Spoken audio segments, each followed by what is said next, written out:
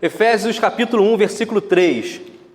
Efésios 1, versículo 3 diz o seguinte: todo louvor seja a quem? A Deus, o Pai de nosso Senhor Jesus Cristo, que nos abençoou em Cristo com todas as bênçãos espirituais nos domínios celestiais. Olha só, aqui está dizendo o quê? Que Deus vai te abençoar?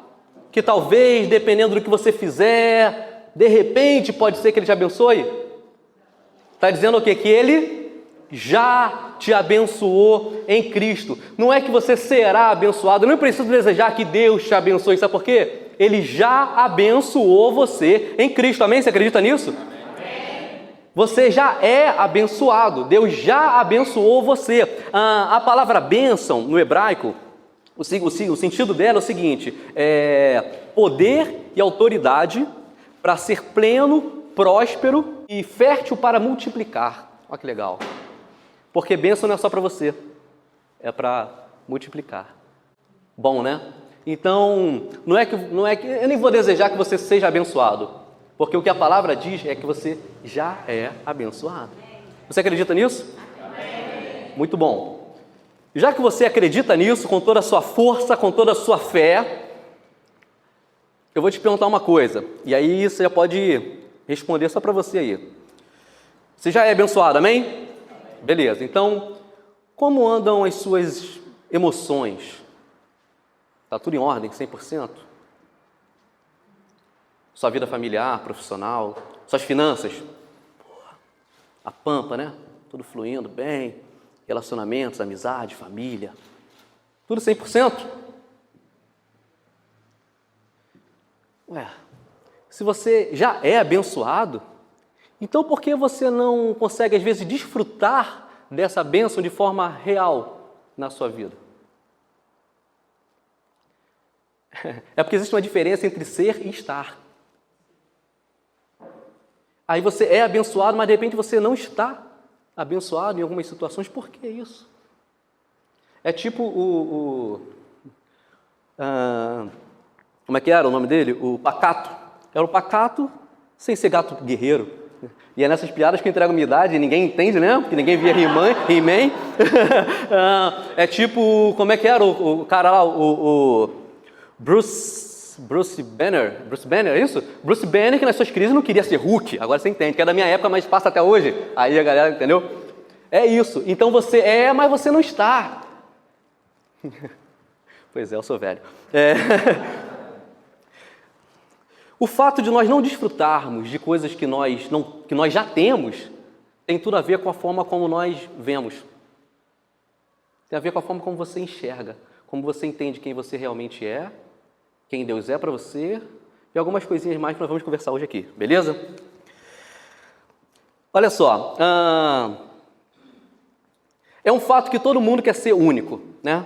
Todo mundo quer ser especial, todo mundo quer ser exclusivo. Eu acho que o maior elogio que você pode fazer para um artista é chegar para ele e falar assim: caramba, como você é único, como você é peculiar, como você é original. Né? Acho que é o maior elogio que você pode dar para um artista, porque ninguém quer ser cópia de ninguém, ninguém quer ser igual a ninguém.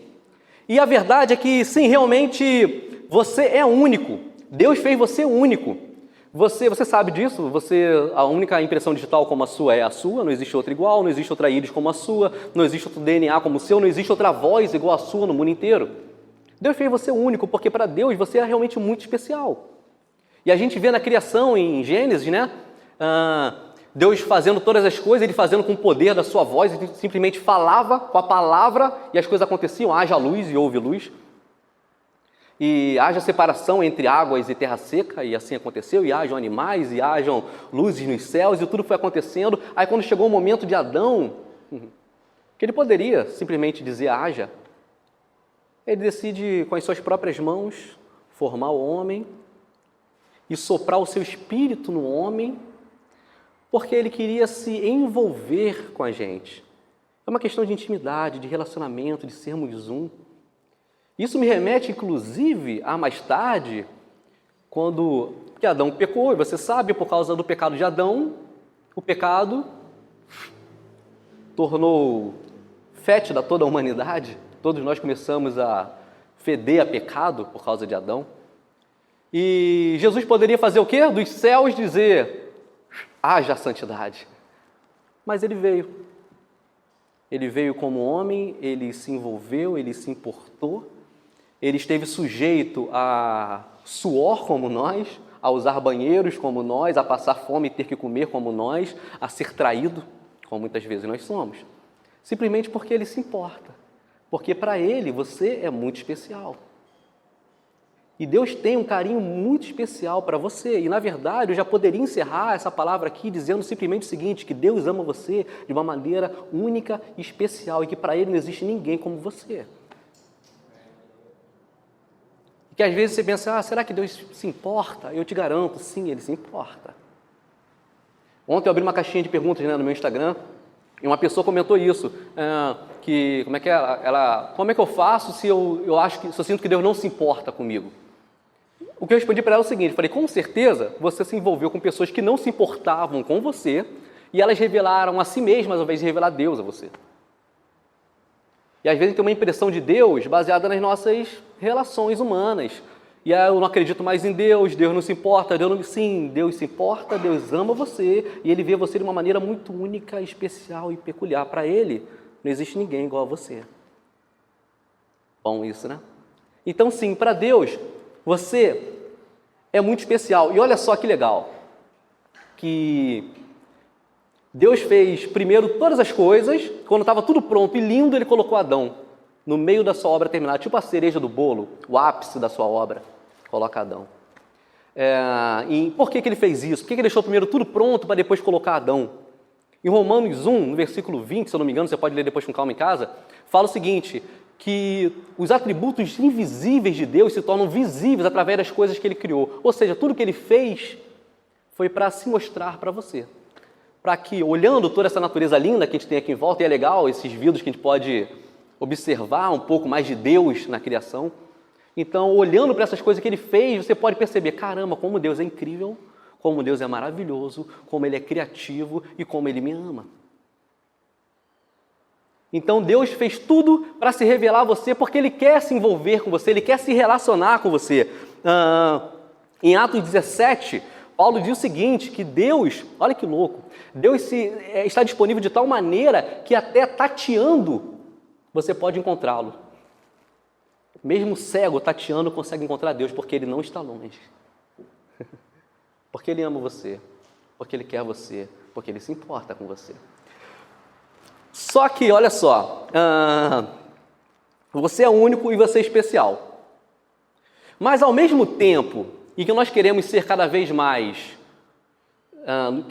nos destacar, ainda assim nós sentimos a necessidade de nos incluir e de pertencer. Não é? Isso não é incrível? Por mais que você queira ser único e especial, ainda assim, dentro de você, o seu espírito clama por relacionamento, por estar junto. Um artista, por mais que ele queira ser único, ainda assim, por exemplo, ele tem as suas referências, que são as pessoas com quem ele se conecta para receber dessas pessoas, e tem o seu público, são pessoas que se conectam a ele para receber dele. Então, por mais que você seja único, exclusivo, você tem em si esse grito de eu preciso me conectar, eu preciso me envolver, porque ninguém é feliz sozinho. Já dizia quem foi? É impossível ser feliz sozinho, Tom Jobim, né? É impossível, é impossível. Todo artista tem referências e influências. Todo mundo tem referências e influências. Nós precisamos disso. Até porque você vai ser único para quem? Eu quero me vestir como ninguém mais se veste. Para quem? Sempre tem que ter alguém, né? É engraçado que nessa de querer ser único a gente se torna tão igual, né? Eu lembro quando eu era adolescente. Eu sou revoltado, sou rebelde, eu vou usar minhas roupas diferentes. Aí estava eu igual aquele monte de adolescente, tudo igual, né? Nós precisamos nos destacar, mas ao mesmo tempo nós precisamos nos envolver. Você quer ver uma coisa interessante? Todo produto e serviço para fazer sucesso, ele tem que ter tanto inovação quanto segurança. São as duas sensações que você tem que oferecer para o cliente. Inovação e segurança. Por quê? Inovação porque todo mundo quer ver aquilo pela primeira vez, é algo único, nunca se viu, é exclusivo. Mas ao mesmo tempo, será que dá certo? Será que funciona? Você tem que saber, tem que experimentar, tem que ouvir os outros. Você tem que conhecer, tem que se conectar, tem que se envolver. Porque isso tem a ver com o nosso desejo humano. Nós temos essas duas necessidades, de exclusividade, mas de inclusão. Só que o perigo de olhar muito para mim, de me achar tão único e exclusivo, é que eu começo a achar que tudo é por minha causa e que tudo é para mim. Porque se eu me coloco como o centro da vida e como o centro da história, eu começo a olhar, olha como eu sou lindo e maravilhoso e único e exclusivo, eu começo a achar que tudo tem que ter a ver comigo. E eu começo a me comparar, e essa questão de exclusividade e de que tudo é para mim gera em nós uma cultura de competição. Porque é para mim, então não pode ser para o outro. E se só tem um disponível, aí vai dar ruim. É interessante o seguinte, olha só que legal, que conforme Deus foi criando as coisas, Ele foi criando e ao mesmo tempo Ele foi admirando a sua criação, né? Porque Deus falava, haja luz, Ele falava, uau, olha como isso é bom. Haja separação entre luz, entre águas e terra seca, e caramba, isso é bom. E Ele foi assim, criando e admirando, até no momento em que Ele faz Adão. E o que tudo era bom, de repente Ele olha para Adão e fala, uau, isso é muito bom. Porque por mais que tudo seja lindo e maravilhoso, ninguém é tão lindo e maravilhoso quanto você, desculpa, mas é verdade. Deus fez o homem de uma forma muito especial. Deus olha para Adão e Ele consegue se ver em Adão. Imagina, Deus e Adão frente a frente, tão perto, de forma que um possa de repente se ver no brilho dos olhos do outro. Porque era assim que Deus se relacionava com Adão, de perto. Só que a gente tem esse perigo, né? Falar, pô, é que eu sou muito bom. Deus falou, se Deus falou é verdade, né? Eu sou muito bom. E eu começo a achar que tudo é para mim. E por causa disso, dessa questão de que tudo é para mim, tudo tem a ver comigo, é que começa às vezes tantas intrigas e tantos problemas e tantas disputas, onde de repente não, com certeza, onde não deveria ter. Em ambientes talvez eclesiásticos, onde eu sou o ungido do Senhor, e agora Deus fala comigo, e você precisa ouvir de mim, e receber de mim, e através de mim, e nessa competição tola o que acontece é que tanta gente se sentindo mal para que um se sinta muito bom. Mas eu quero ler com você 2 Coríntios. Você está bem comigo aí? Amém? Amém. 2 Coríntios capítulo 3, olha só o que Paulo diz, esse texto, vamos fazer o seguinte, lê 2 Coríntios quando chegar em casa, pode ser? Inclusive, deixa eu perguntar uma coisa aqui, esses dias eu propus que você lesse Romanos do capítulo 5 ao capítulo 8, você leu? Oh, Jesus. Aí vocês falam, poxa Deus, eu queria tanto uma resposta. Lê, querido, lê que faz bem. Fala o seguinte, essa semana você lê Romanos, do capítulo 5 ao capítulo 8, olha só, eu te garanto, de verdade, esse textozinho, do capítulo 5 ao capítulo 8 de Romanos, se você ler realmente com o olhar do Espírito, isso pode mudar completamente a sua mente, a sua vida, as suas relações, pode mudar totalmente a sua forma de enxergar Deus, de se enxergar, de enxergar o outro, e pode mudar definitivamente a sua vida. Se você não leu, você está dando mole. Aí você vai ler então a semana, Romanos do 5 ao 8, vai ler também 2 Coríntios, beleza? O livro inteiro. 2 Coríntios capítulo 3, olha só o que Paulo diz que incrível, a partir do versículo 3, ele fala o seguinte, 2 Coríntios 3, 3, sem dúvida, vocês são uma carta de Cristo, que mostra os resultados de nosso trabalho em seu meio, escrita não com pena e tinta, mas com o Espírito do Deus vivo, e gravada não em tábuas de pedra, mas em corações humanos. Aí no versículos 5 e 6 ele diz, não que nos consideremos capazes de fazer qualquer coisa por conta própria, nossa capacitação vem de Deus. Ele nos capacitou para sermos ministros da nova aliança, não da lei escrita, mas do Espírito. A lei escrita termina em morte, mas o Espírito dá vida. Olha só que incrível, pausa comigo aqui. Ele fala o seguinte, vocês são especiais demais. Vocês são uma carta que revela a Deus, não é uma carta escrita com tinta, é uma carta escrita com o próprio Espírito em vocês. As pessoas agora olham para vocês e veem Deus em vocês. Mas aí Paulo diz o seguinte, mas não que nós sejamos capazes, mas é porque Deus em nós, Ele faz essas coisas. O Que antigamente era a lei escrita em tábua, e isso produzia morte, porque a lei era muito voltada para a questão do homem, muito egocêntrica, muito meritocrática, e era assim, você sabe disso, era olho por olho e dente por dente, e era se você acertou, parabéns, se você errou, já era. E se você fez certo comigo, eu faço certo com você, mas se você errou comigo, eu tenho o direito de fazer errado com você. Essa maldição chamada reciprocidade que está tão na moda hoje em dia. Porque reciprocidade é o oposto da graça, né? E antigamente era assim, a lei gravada em tábuas de pedra. Mas agora não. Agora é uma nova fase, é uma nova aliança escrita pelo Espírito dentro de nós. Agora as pessoas podem nos olhar e eles não veem você, porque não tem a ver com você, agora tem a ver com quem esse Espírito revela, que é Jesus em você. Legal, né? E no capítulo 4 ele segue dizendo o seguinte, no versículo 7, agora nós mesmos, olha que incrível, agora nós mesmos somos como vasos frágeis de barro que contém esse grande tesouro. Assim fica evidente que esse grande poder vem de Deus e não de nós. Olha só que legal, nós somos como vasos de barro, ou seja, agora eu não tenho mais que defender uma posição, porque não tem a ver comigo, tem a ver com Deus. Então eu consigo sim admitir que eu não sou tão incrível assim. E que eu não sou nada perfeito. E que eu tenho sim minhas fragilidades e meus medos às vezes, e minhas indecisões. Eu tenho isso. Só que existe Deus em mim que opera através de mim.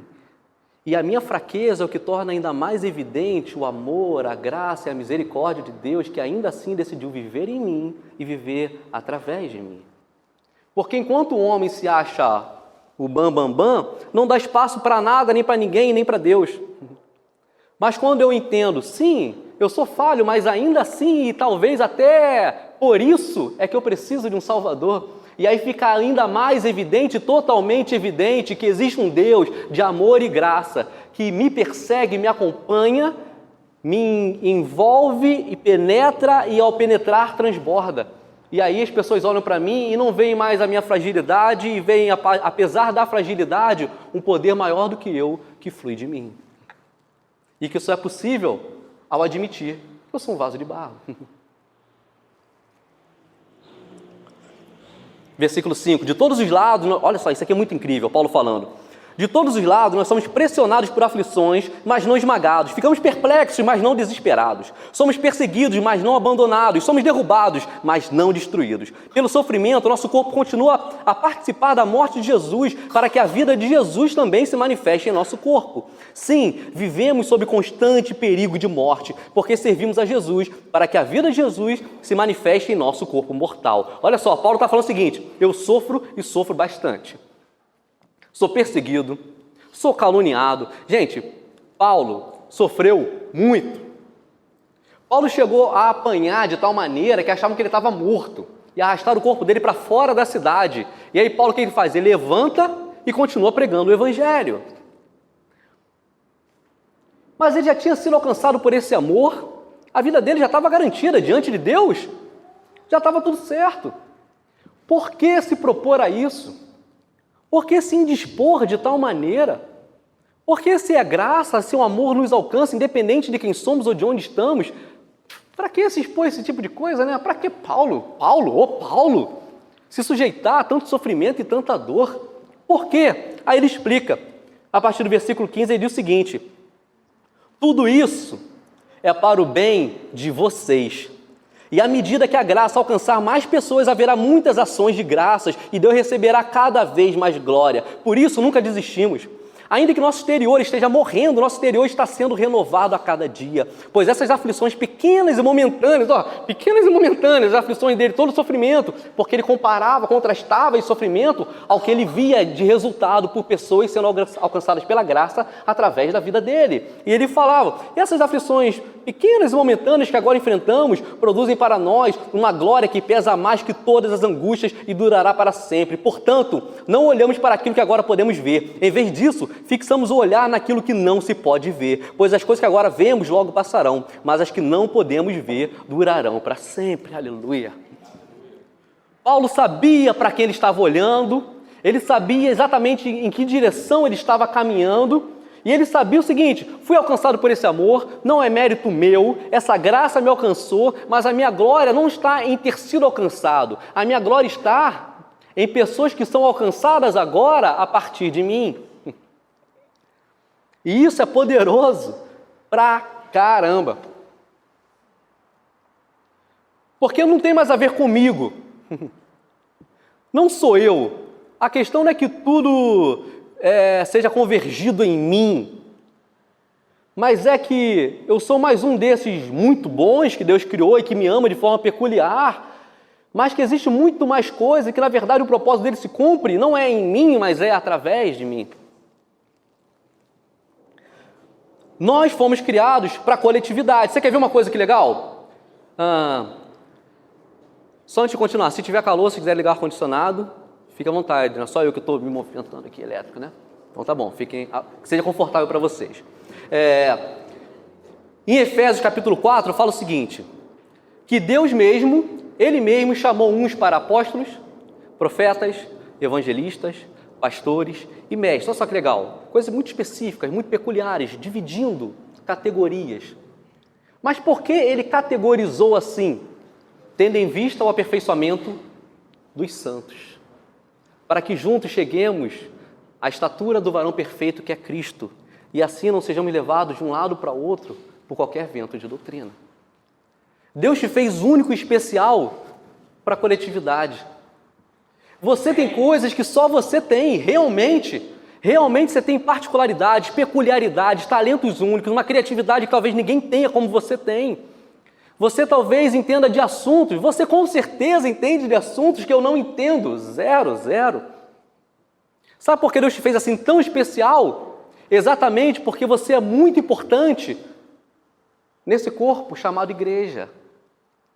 Deus te fez assim tão único e tão especial, exatamente porque é juntos que nós nos parecemos com Ele e revelamos quem Ele é. E só juntos nós não somos levados de um lado para o outro, porque por mais que você tenha muitas habilidades, talentos, cultura, e seja mais o que for, ainda assim você tem suas crises, seus medos e suas dúvidas. A prova disso é que você é sim abençoado, como nós conversamos no início, mas tem tanta coisa que ainda falta, né?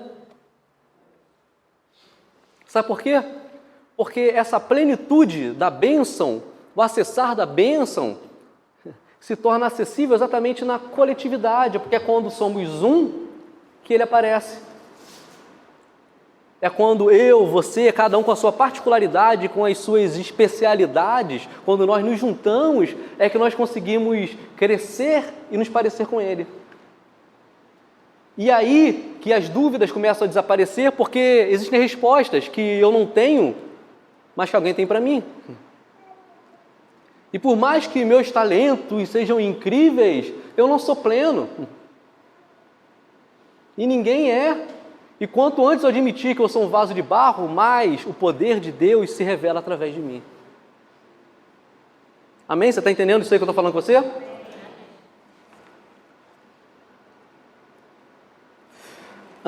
Porque a individualidade gera competição e a competição produz escassez. Porque é todo mundo disputando por uma mesma coisa. E aí no final, ninguém tem e não é de ninguém.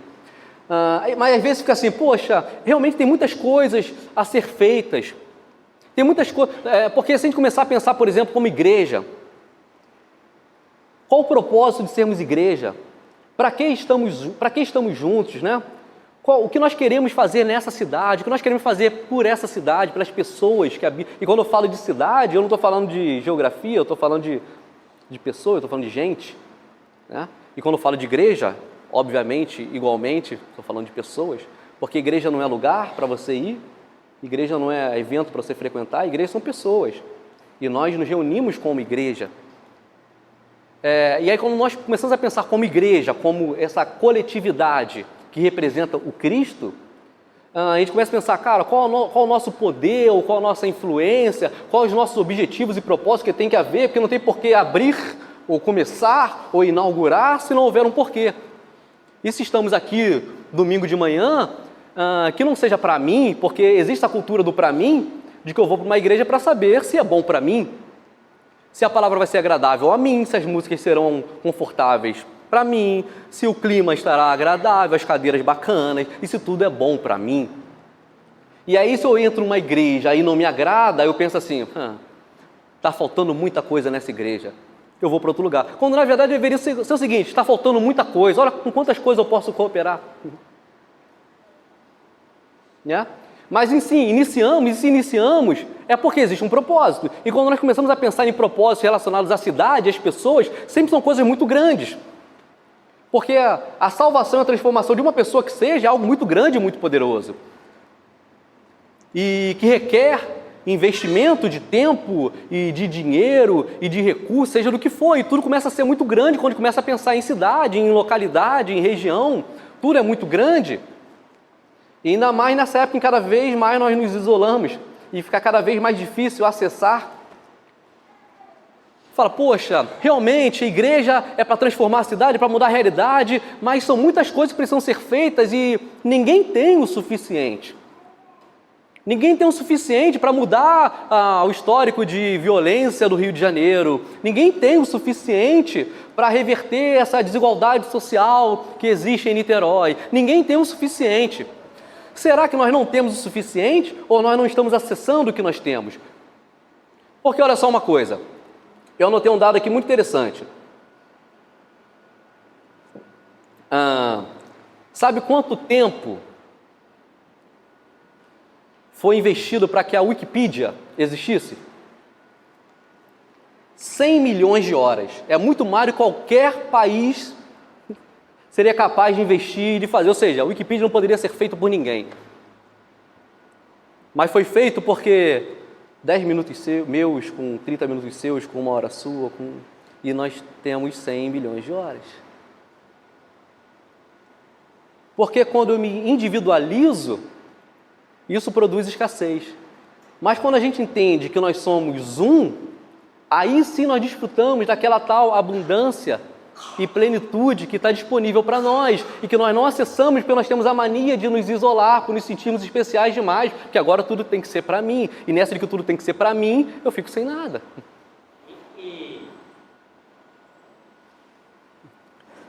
Porque individualidade gera competição e produz escassez, mas coletividade gera cooperação e produz abundância. É isso. Por isso que você não foi criado para viver sozinho. Porque olha só que legal. Voltando ao Éden, tá? Deus criando e fala, uau, isso é bom. Eu criei, isso é bom. E o homem é muito bom. Até que de repente Deus, ops, isso aqui não é bom. No meio da criação, de repente Deus se depara com algo que não era bom. Você lembra o que era? Não é bom que o homem viva só. Depois de tudo que ele foi fazendo e que era tão bom, enfim, algo que não era bom e que o que não é bom para Deus é você sozinho.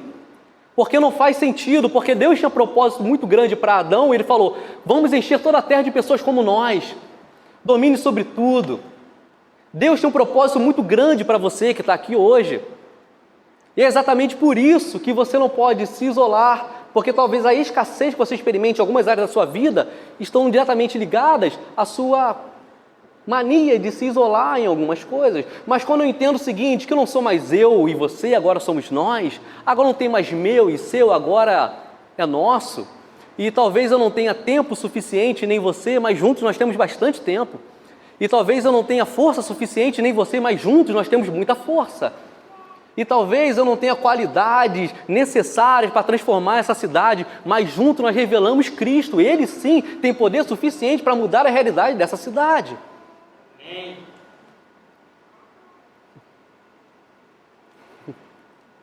Amém? Deus nos formou para que nós fôssemos um só. É interessante que Jesus fala isso, né? Vão saber que vocês são meus discípulos quando vocês amarem uns aos outros. Não é pela qualidade da pregação de vocês, nem pela quantidade de cestas básicas que vocês distribuem na rua ou de agasalhos no frio. Não é pela estrutura e pirofagia do culto, não é. É pelo quanto vocês se amam. E em João 17, quando ele ora ao Pai, ele fala, Pai, que seja inegável o fato de que eu sou o Cristo, e isso só vai ser inegável quando eles forem um, assim como eu e você somos um. Por que falar que Deus existe, que Ele se importa e que Ele ama?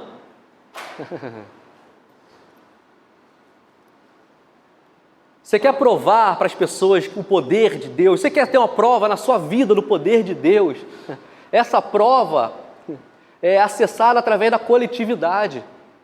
Porque juntos nós revelamos quem Ele é. E as pessoas olham e falam, caramba, existe um Deus. Porque olha como eles são um, como eles se amam. Olha só que coisa incrível. Eu já estou quase encerrando aqui, tá? A individualidade precisou ser ensinada. Porque essa lei escrita em tábua de pedra, precisou ser escrita e ensinada e reforçada e reforçada e reforçada e reforçada. Até que de repente Cristo se entrega na cruz, morre, ressuscita, vence a morte, e aí vem aquele prometido, o Espírito Santo. E em Atos, o Espírito Santo vem e habita o homem. Aí algo que ninguém precisou ensinar, sabe o quê? Antes que era cada um por si, agora eles começaram a virar uma coletividade e não tinha mais nada que fosse de um ou de outro, mas tudo era de todos, e diariamente iam sendo acrescentados aqueles que criam. Por causa do poder da coletividade, ninguém precisou ensinar, porque isso tem a ver com Deus em nós. Isso é o que Deus produz em nós. Deus nos faz um. O Espírito de Deus em nós nos faz um. Porque existe um plano muito grande na nossa coletividade. E também por isso que existe tanto investimento em nos separar. Porque cada vez mais a mídia e redes sociais e tudo começa a te encher de medo. Porque quando você tem medo, você não confia. E o que você precisa para se conectar é confiar. E cada vez menos a gente confia porque a gente passa por experiências que mostram para a gente o seguinte, eu não posso confiar. Porque eu confiei, olha o que aconteceu. E me usaram, e abusaram de mim, e eu fui traído, e eu fui enganado, e isso. E aí, cada vez mais, essa cultura do isolamento, gerando medo. Mas sabe qual é o poder? Sabe o que é capaz de transformar isso e de fazer acessar tudo aquilo que Deus tem para você? Eu vou te falar o seguinte, que nem é se conectar. Porque a verdade é que o mundo todo está conectado e não resolveu, né? É porque é muito mais profundo que isso. Não é se conectar, é se importar. É se envolver ao ponto de realmente sermos um. O poder não está na conexão, o poder está no amor. Porque é o amor que lança o medo fora. Porque quando eu sei que realmente Deus é um Pai, que Ele me ama, que Ele se importa ao ponto de se envolver comigo, de se fazer um comigo, é impossível que eu não olhe para alguém do meu lado e me importe da mesma maneira. Porque não é mérito. Porque não precisa fazer alguma coisa por mim para que mereça o meu amor. Porque eu também não fiz nada para Deus para que merecesse o amor dele. Ele simplesmente decidiu me amar. E quando eu entendo que não tem a ver com mérito, com seja lá com o que for, aí sim eu começo a acessar coisas que antes estavam tão distantes de mim, porque tudo que Deus dá para você é para alguém. Porque ministério é serviço, e dom é presente. E unção é capacitação, sempre a fazer algo por alguém. E aí você fica nessa de se encher de coisas, você fica sem nada, porque tudo que Deus entregou para você é para alguém. E sabe onde estão as coisas que são para você? Em alguém. E por mais que você seja único e especial, todas essas características se tornam evidentes e úteis e funcionais no corpo. Porque juntos nós somos plenos. Aí sim é a bênção, que é poder e autoridade para ser pleno, abundante e fértil para multiplicar. Porque quando nós somos um, é que Ele aparece. E se você vem aqui num domingo de manhã, tenha certeza de que existe coisa muito especial sempre que a gente se reúne. Existem coisas muito especiais que acontecem quando nós nos reunimos em torno da pessoa de Jesus. Porque quando a gente simplesmente se reúne, Aí é cada um falando de si. Mas quando nós nos reunimos em torno dele, somos nós falando dele, em memória dele, e quem aparece é ele. E aí acontecem coisas que nós não somos capazes de fazer ou de produzir, mas que ele faz e produz em nós e através de nós. E aí o nome dele é glorificado. E aí sim as enfermidades se vão, aí sim as crises se vão, aí sim os medos se vão, a angústia se vai, toda a ansiedade, depressão. E se você está aqui hoje, eu tenho uma ótima notícia para você, é que nós estamos aqui juntos por causa dele. E que coisas incríveis podem acontecer aqui, nessa manhã, por causa dele. E é por acreditar muito nisso, porque não tem nada a ver comigo, é que eu te garanto que isso que você busca pode ser encontrado agora. E que você não precisa mais achar normal a dor no seu corpo, que você de repente carrega durante muito tempo. Você não precisa mais achar normal a dor na sua alma, que você carrega durante muito tempo. Porque quando estamos juntos em nome dele, a única coisa que faz sentido é o fato de que vai muito, muito além do nosso sentido. Porque é o poder de Deus para transformar o homem. Isso é o Evangelho. E eu acredito no poder do Evangelho. Eu acredito no poder do Espírito Santo em nós aqui nessa manhã.